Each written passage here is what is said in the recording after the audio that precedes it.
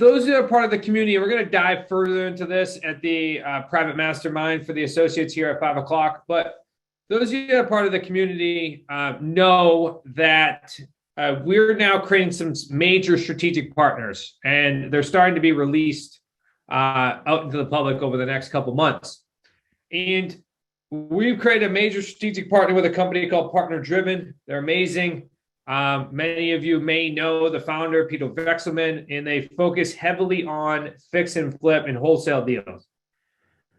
What we did is we've now created a collaboration where that company now can send us creative financing deals that don't fit inside their box. And then everyone can participate in the deal. It's another way in order to help our associates create more cash flow from deals that they didn't even participate in. The next phase of this, and we're starting to roll that out, is internally, we're now going to be able to if we come across a deal that doesn't fit inside our box, to forward it to to Partner Driven, and they'll work on the deal and then kick back at another additional profit share from those deals that we didn't have to do. We never have to lift a hammer or flip a deal. We're still going to get paid on it. It's another way in which we're structuring so that way our associates are able to create more streams of income. We want to help you get the biggest return on investment, but also to help you build and scale your business. That way, internally, Wicked Smart is going to be a place where it doesn't matter what type of deal comes in, we're going to be able to participate in it.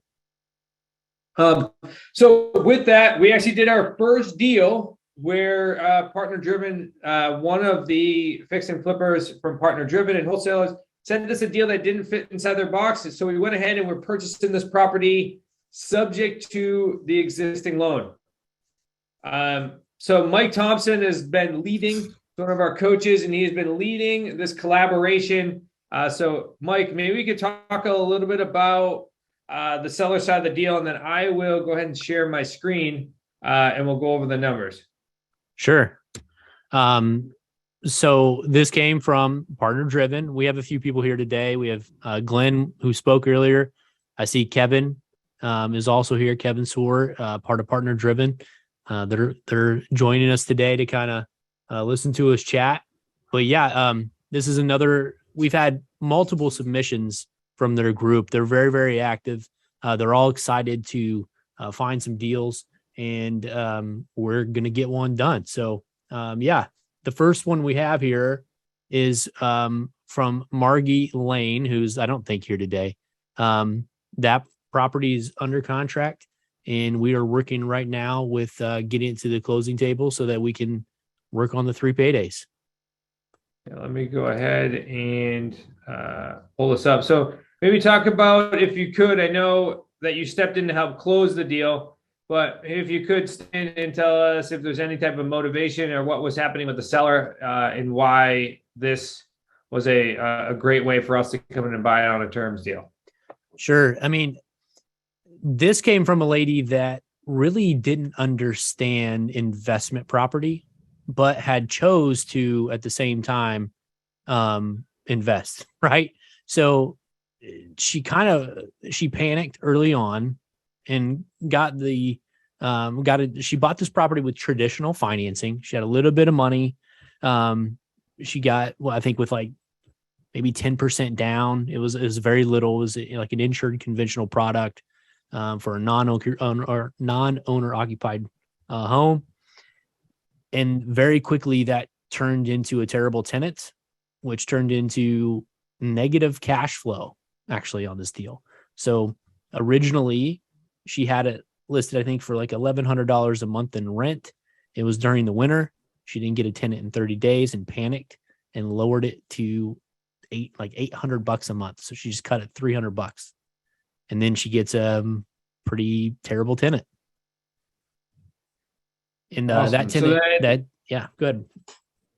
No, I was going to say, so then the student reaches out, has a conversation with her, and realizes that, hey, this is a potential sub-2 deal. Yeah, she realizes that she knows this much, right? That the seller is not making any money, and she doesn't really have the ability to sell it traditionally with the tenant still inside, and also with a non-paying tenant at this point, right? So now she's really not making anything on the property. So they had a conversation, and she learned of this way a little bit through us. So she pulled me in, and we went through and broke down the deal first. It's the first thing we did. So she had the numbers from her, and the lady was semi-interested in selling creatively. Love it. So now we go ahead and we acquire this property on a sub 2. Looks like there is going to be a little bit of money down here, 10 grand, but we'll see how the return on investment looks like here. So you're buying it for 124. So that's the 10 grand down and the 114 balance. Yep. Okay. Mike, I'm just thinking of some questions that people may have, and you guys can please chime in here in a second after we go through the deal. And that is, okay, well, they have a non-performing tenant in the property. How did we structure this deal in order to protect ourselves? Yeah, so everything, the deal is contingent on the property being vacant, right? So we put enough time based on the timelines that we're speaking with the seller and also with their property manager, is we're having a timeline to give that tenant some time to be removed, or, whether that's through eviction or through some kind of cash for keys, or she just ups and leaves. So we have until November to actually close this. Should be enough time to get it through. And actually today, Zach, I haven't told you this yet, but they've already got a date for her to be out, which would be October 15th. Love it. Love it. Love it. Okay, awesome. So let's look at our projected paydays. Buyer deposit, we're expecting roughly 20 grand down. Looks like we got a spread on this property of about $454 a month. I know you guys are just basing on 60 months, but we have no end date on this property. So $27K on the deal. And then if we look at our payday, or our payday 3, which is principal pay down of 12 grand, plus the markup on the home of the 55,000. This is a good deal. Minus your 18,000, total is just under 100K in a 60-month term. This is a great deal. Yeah, it's a pretty good deal for sure. And there's a little built-in equity right off the bat, as long as the property's in condition that we think it could be. This property was flipped when she bought it, so it was basically in new condition when she stuck a tenant in it. And it's a non-paying tenant. We're going to find out exactly what it looks like here shortly, but I don't expect a whole lot of repairs. They did some bulletproofing with some laminate flooring, things like that. That's not going to cause a ton of wear and tear. Yeah. Well, if there is, then we'll renegotiate the down payment with the amount of equity that she has available. All right, let's open up for questions. If you guys have some questions, utilize that hand raise emoji button, and it'll shoot you to the top, and you can ask your question.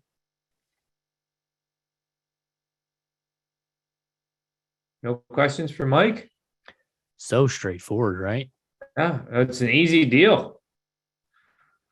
Hey, Mike's making it look easy. Brian, I figured you'd have a question. Now go ahead, my man. Okay, so if I'm reading this correctly, what is owed on the mortgage is $124,555. Is that correct? No, 114 is the principal balance of the loan. We agreed to give her 10 grand down to do the sub 2. Okay. All right. So that's the total purchase price. So you purchased, okay. So we purchased it for what the mortgage was left. There was left on the mortgage. Right. Yes, exactly. Got it. Cool. It's the mortgage plus the down. Plus the down. That's our purchase price. That is awesome. Those numbers are fantastic. Yeah, when we're doing sub 2s, it's very rare that you're not going to get to the point where it's at least 6 figures. You can ride it forever. That makes sense. Brian, I think you were right. Because I guess like one of the things that I think about are like candidates who are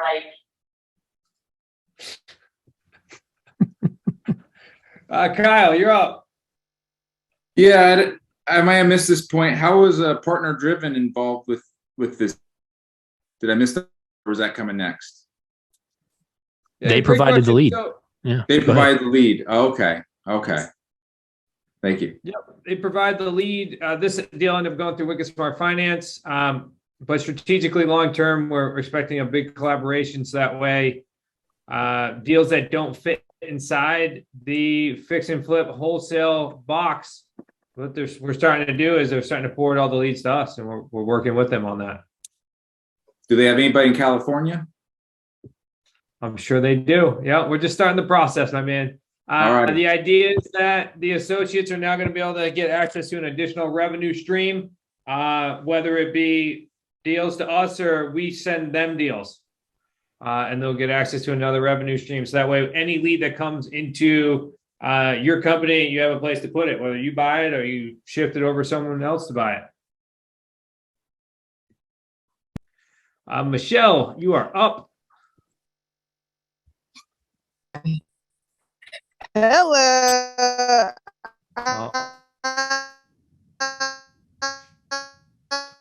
Yeah. Are you on an airplane? The remix. It's the remix. I have a question on the principal pay down. Does that? Can you hear me? There we go. Hello. Let's You're try on an again. airplane. Hello. No, no. No, we can't hear you. You're in the matrix.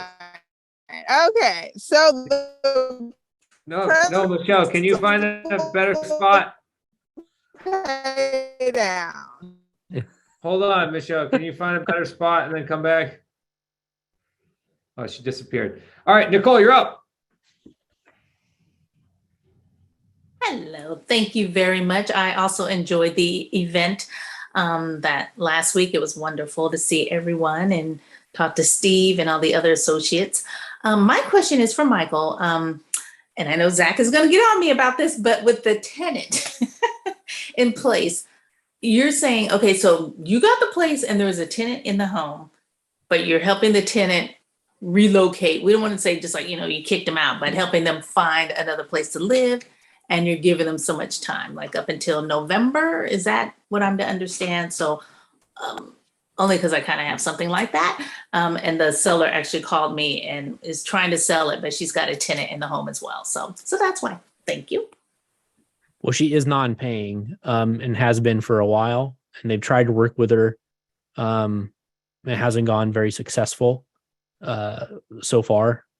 But having said that, I think she has agreed to leave on October 15th. But yeah, I mean, anytime you have a tenant that's non-paying, yeah, we want to try to guide them out of the property nicely, or especially if we're buying it. Obviously, there's a pain point for the seller. I mean, if this was a tenant that was paying, then they wouldn't be reaching out to us, or we wouldn't have a conversation of buying the property. They're having a pain point. It's not going well for them. We're solving the problem. Yeah, Nicole, the difference is that I think compared to your deal is that this is contingent upon the buyer leaving or the tenant leaving the house. Then we're going to buy it. Which is a great way to buy a piece of real estate if there are tenants, to protect yourself. Right. Okay. Which makes sense. Okay. Thank you. Yep, you got it. Pete, go next. And then Brian. Yeah, actually, my question, Zach, is kind of along the lines about the tenant, but in some of the calls that I've been making recently, a lot of the sellers have already flipped to renting out their houses, and I'm expecting in some period of time in the future, whether it be 6 months or 12 months from now, that some of those sellers will become tired landlords pretty quickly and maybe experiencing similar scenarios as what we're talking about here. Is there anything in particular that you can think of as far as having the conversations now to maybe fast forward the situation instead of having it wait to be 6 months or 12 months down the line, that we could follow up with the sellers? Yeah, I mean, there's a couple different ways in which you can approach. So if this is a good deal and there's good cash flow, there's good principal pay down, and it's a solid tenant, I mean, you could always inherit the tenant if it makes sense to do so. If it's a non-paying tenant, of course, that's not somebody you want to inherit. But a solid tenant could be. Yeah, I'm not saying I would do this across the board every deal, but if we looked at the deal holistically and we said we're going to make a lot of money on this property if we tie it up now with the tenant and we ride out and inherit the lease, then go ahead, bring the property to fruition and you can go ahead and buy it. If there's no reason or advantage to tie it up with the tenant now, then what you'll then do then is you could buy the property contingent upon the tenant leaving, which is what we're doing, and then market it for a certain period of time. It just would depend, Dennis, if this property, if they just went under agreement with the lease, I mean, that's typically 12 months. Let's say it's 12-month lease. You got 12 months before you can fill the property if you don't want to inherit the tenant. If it was 90 days, yeah, I would say tie it up now, gives you the ability to market the property for 90 days, as long as the tenant is I would say allowing you, but as long as, the tenant's easy to work with and we can get buyers in the property, then what we do is we'll have our tenant buyer move into the property right after that tenant leaves. That way the seller doesn't have to worry about losing monthly cash flow or even coming out of pocket a couple months to make the mortgage. And you also have your buyer moving into that property, so you're getting the non-refundable deposit before they move in. So it's a really easy transition to do so. So it really just depends on timing. Okay, thank you. Yeah, got it. Let's take out one. This will be the last one, Brian. Go ahead, sir. So we know we got it from Partner Driven, but where did Partner Driven get the lead from? I just think they got it from their prospecting because they're actively out there prospecting for deals. They just have a different model, and that's why the lead was then pushed to us because it didn't fit inside their model. My guess is because there wasn't enough room here. And Mike could probably speak to this, as Mike does wholesales and flips as well. That's exactly it. There was no room for them to try to get 60 cents on the dollar to go buy it as a wholesale. And the property was probably already built up from the last flip. So it wasn't like they had a ton of money they had to pour into the property. So now what's their options? They got to look for a creative way in order to acquire it, because if this seller tries to go sell it today, they're coming out of pocket more than likely in order with realtor commission, closing costs, you name it. Zach, there is one question in the chat that I'd like to touch on really fast on this deal. It comes from Sean. He talks about, do you use your own money to do the down payment to your seller, or after you found a tenant buyer, use a non-refundable deposit to pay your seller? Okay. And I think both can be true, right? Depending on your relationship with the seller, what the situation is the property vacant? Is it tenanted? There's a bunch of factors, but both can happen. You can either do your $10,000 down and then find your tenant buyer, or you can make it contingent on you finding a tenant buyer. Yeah, great points, Mike. This lady had access to, or we decided it made sense to utilize our third-party funding company, Wicked Smart Finance, to fund the deal and to acquire the deal. But either one of those options could work as well. These types of transactions too, when it comes to needing money down, do we always recommend that, your first deal requires money down? No, because about 95% of our deals don't require money down. But as you're doing more and more deals, you can then utilize some additional cash flow from other deals in order to fund these deals and then create, as you're seeing, another 6 figures over the next 60 months. But certainly you could utilize your own capital and then go and grab the tenant buyer's money, because this is going to fund itself right back. Or get this property contingent upon having a tenant buyer, then utilize, knowing that you have the tenant buyer's money in your back pocket to go ahead and close this deal.